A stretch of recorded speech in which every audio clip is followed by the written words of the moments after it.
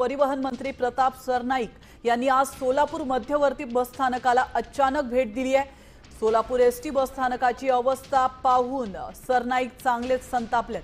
आपण या दृश्यांमध्ये पाहतोय शौचालय, पाणपोई, मूलभूत सुविधाकडे अक्षम्य दुर्लक्ष करण्यात आलं होतं आणि यामुळे आता संतापलेल्या सरनाईक यांनी सोलापूर आगाराचे आगार व्यवस्थापकांना निलंबित करण्याचे आदेश दिले।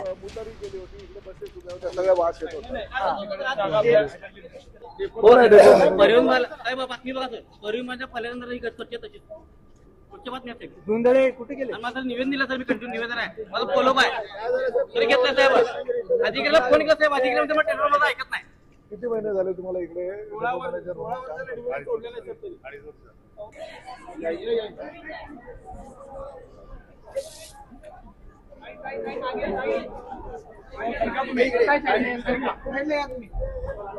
आता मला सांगा, आज मी जेव्हा पाहणी करायला आलो, उतारीमध्ये अतिशय घाण वास त्या ठिकाणी आहे।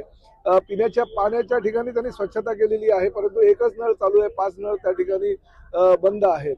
बाकीची जी दुरावस्था जी आहे ती तशीच आहे। तर अशा परिस्थितीमध्ये नाईलाज असतो का होईना, परंतु मला ह्या डेपो मॅनेजरला आज निलंबित करावं लागलं। आणि हा निलंबित करण्यामागचा उद्देश काय की राज्यामध्ये महायुती सरकारच्या माध्यमातून सगळी एसटी स्थानकं चांगली असावी, स्वच्छ असावी।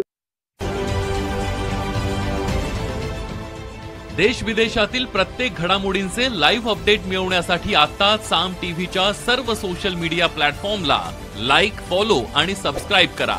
तसंच सर्व नोटिफिकेशनसाठी बेल आयकॉन प्रेस करायला विसरू नका।